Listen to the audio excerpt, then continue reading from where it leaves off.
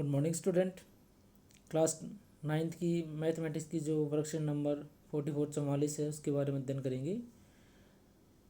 एक लंबवर्तीय शंकु का पृष्ठीय क्षेत्रफल।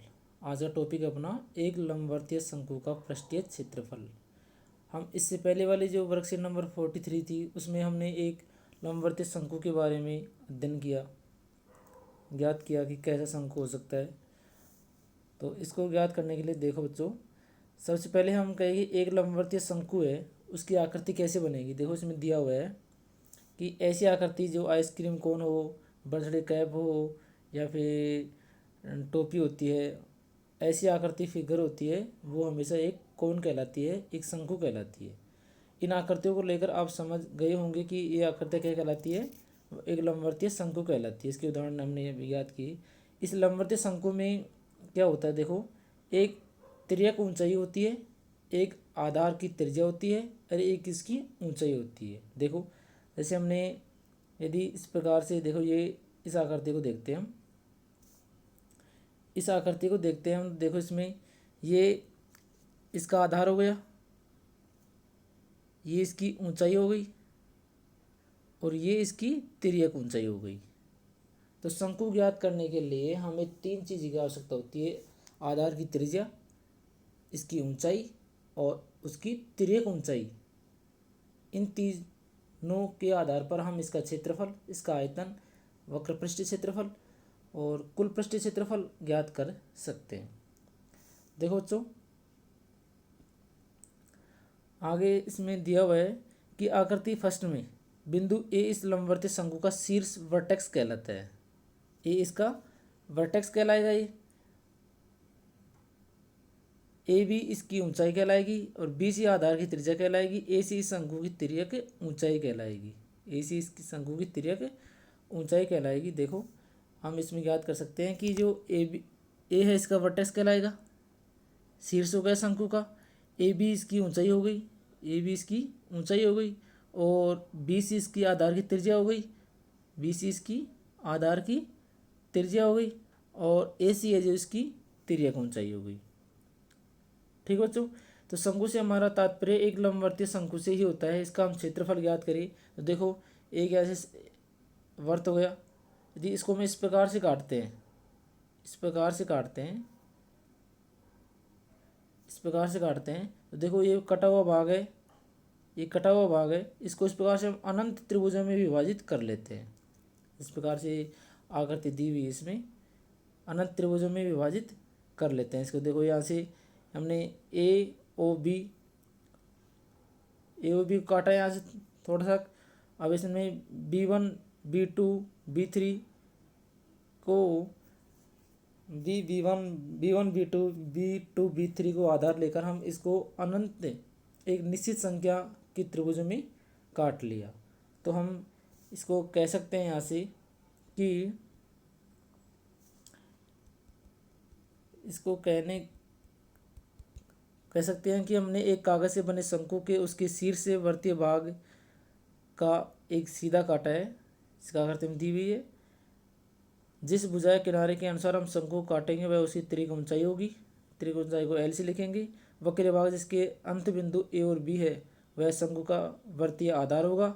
ए और बी है, ये इसका वर्तीय आधार होगा। ये 3 डायमेंशनल त्रिविमीय ज्यामितीय आकृतियाँ होती है। इसको हम एक समतल पर नहीं दर्शा सकते, समतल पर नहीं दर्शा सकते तो इसको हम देख नहीं सकते कि इसका जो आधार है किस प्रकार का बनता है। जैसे ये आकृति है, दिख ऐसी रही है जैसे ये कोई त्रिज्याखंड बन रहा हो, सेक्टर बन रहा हो, लेकिन है ये एक शंकु की तरह। इसमें अब हम पूरे त्रिभुज का क्षेत्रफल बराबर लिख सकते हैं 1/2 प्रत्येक त्रिभुज का आधार इंटू इसकी ऊंचाई एल।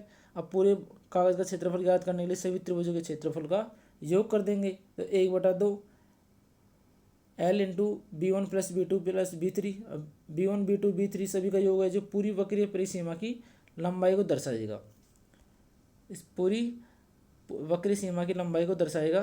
तो हम ज्ञात कर सकते हैं यहाँ से कि B1 + B2 + B3 मिलकर इस आकृति के वक्रीय भाग को बनाते हैं, परंतु इस वक्रीय भाग से शंकु का आधार बनता है।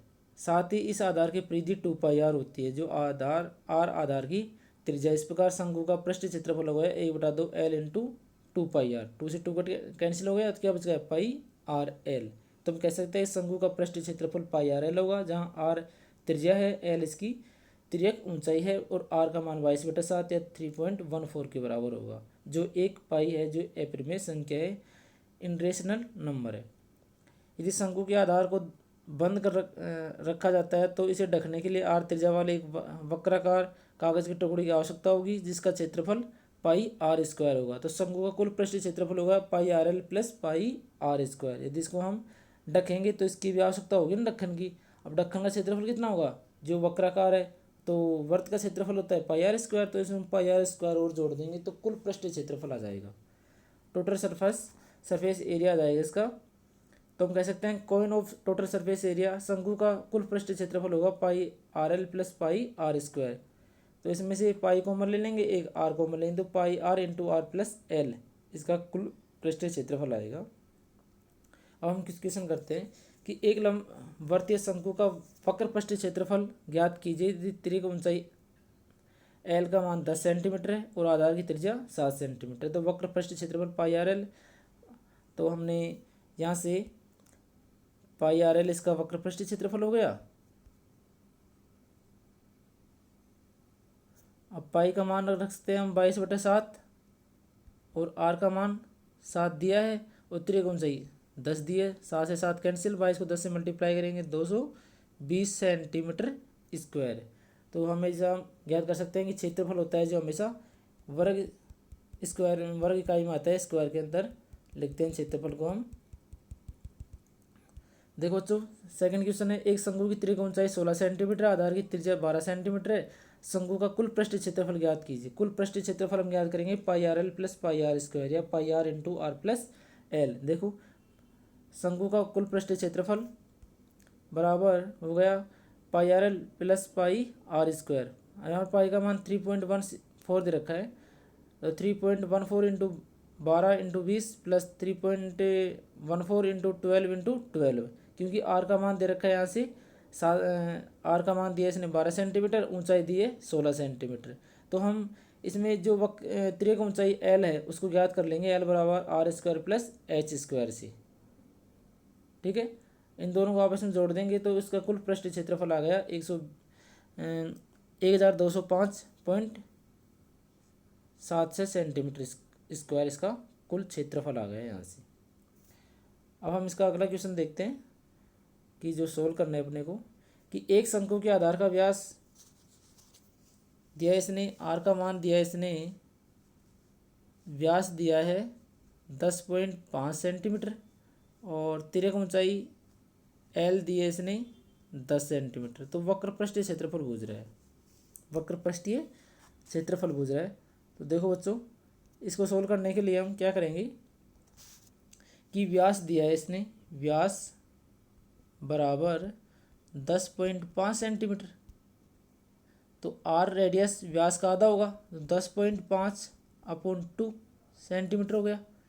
और इसने तिर्यक ऊंचाई एल दी है 10 सेंटीमीटर। अब जानते हैं शंकु का वक्र पृष्ठीय क्षेत्रफल होगा पाई आर एल।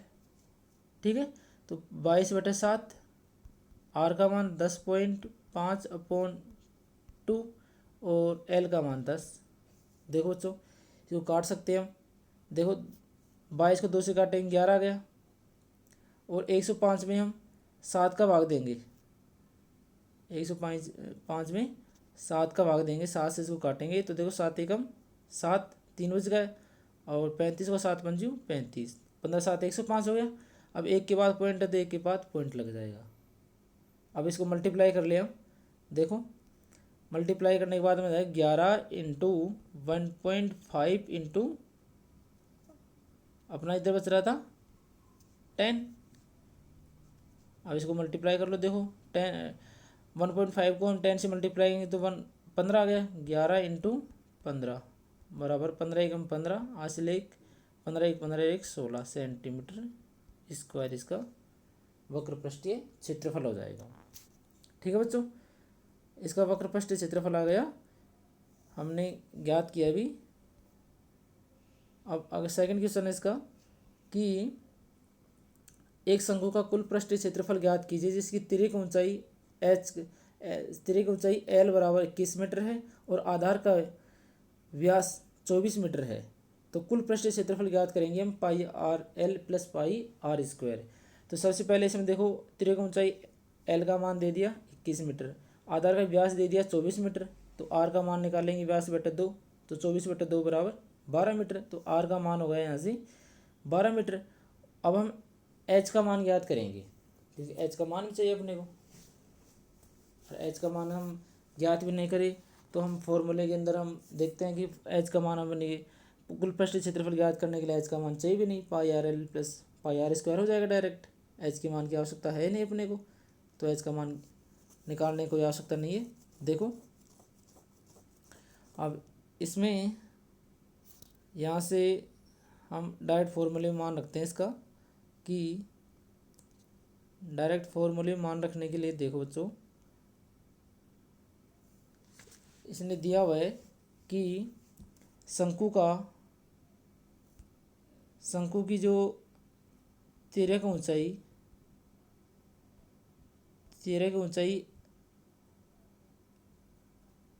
एल दी है, जो दी है इसने 21 मीटर, और व्यास दिया है 24 मीटर, तो आर का मान हो गया 24/2 बराबर 12 मीटर। ठीक है बच्चों, अब हम ज्ञात कर लेंगे, आर का मान 12 मीटर हो गया और एल का मान 21 मीटर हो गया। ठीक है बच्चों, अब हम ज्ञात कर ले इसका कि शंकु कोइन का टोटल सरफेस एरिया कुल पृष्ठीय क्षेत्रफल बराबर होगा pi r l plus pi r square. Pi common ले लेते हैं, पाई आर कॉमन ले लेते हैं, आर प्लस एल। ठीक है, तो यहाँ से हो गया, यहाँ से pi r into r plus l 22/7 into r का मान दिया इसने 12 इंटू 12 प्लस एल का मान दिया है 21, 22/7 इंटू 12, अब 12 प्लस एल को जोड़ दें यहाँ से, तो ये इसका मान कितना हो गया 33। अब इसको सोल्व कर लेंगे हम। इसको सोल्व करने पर देखो बच्चों, वह क्वेश्चन को दोबारा देखते हैं कि मान आपने सही लिखा है कि नहीं है। देखो इसको सोल्व करने के लिए देखो, यहाँ से 24 सेंटीमीटर दे दिया, 21 सेंटीमीटर तिर्यक ऊंचाई एल का मान दे दिया, आधार का व्यास दिया है 24 मीटर, तो आर का मान कितना हो गया 12 मीटर। सही है, तो अब इसको सोल्व कर लेते हैं। अब इसको सोल्व करने के लिए देखो, यहाँ से अपना मान आ गया 22/7 इंटू आर का मान आ गया अपना 12 इंटू आर प्लस एल, इसका मान हो गया 33। गुणा कर लो और उसको भाग दे देंगे हम, तो इसका मान निकल के आ जाएगा। देखो सबसे पहले हम 22 को 33 से मल्टीप्लाई करेंगे, तो 22 66, 6 हासिल 6 हो गई, 22 66 और 6 यहाँ से हो गया 72। ठीक है, अब इसको फिर 12 से मल्टीप्लाई करेंगे, 7 का भाग दे देंगे। देखो 12 से मल्टीप्लाई करेंगे, 12 से की 72 को 2 हासिल 7, 12 दूनी 24 और 7 31 हासिल 3, 12 7 84 और 3 87। अब इसमें 7 का भाग दे दो, तो बराबर में आ जाएगा 7 एकम 7, एक बच गया यहाँ से कैरी, तो इसका 17 होगा, 7 दूनी 14, 3 बच गया, 3 के यहाँ लगाएंगे तो 7, 3 के यहाँ लगाएंगे तो कितना, वो 31 में हम 7 का भाग देंगे, 7 चौक 28, कितना बच गए वापस 3 से 12 बच गई, फिर हम 3 यहाँ लगाएंगे तो कितना, कोई 32 में देंगे तो 7 चौक 28, 4 बच गए, 7 पंजू 35। यहाँ से पॉइंट है, तो 1244.5 मीटर स्क्वायर इसका क्षेत्रफल निकल के हमारे को प्राप्त हो जाता है। ठीक है बच्चों, इस प्रकार से हम इसका मान ज्ञात कर सकते हैं। तो सबसे पहले हमने ज्ञात किया कि शंकु का मान ज्ञात करने के लिए सबसे पहले हमें आर एल का मान ज्ञात होना ज़रूरी है। तो एल का जो अतिरिक्त ऊंचाई है वो हमेशा H square plus R square, ऊंचाई के स्क्वायर के प्लस आधार स्क्वायर उसकी त्रिज्या के स्क्वायर के वर्गमूल के बराबर होती है। Thank you.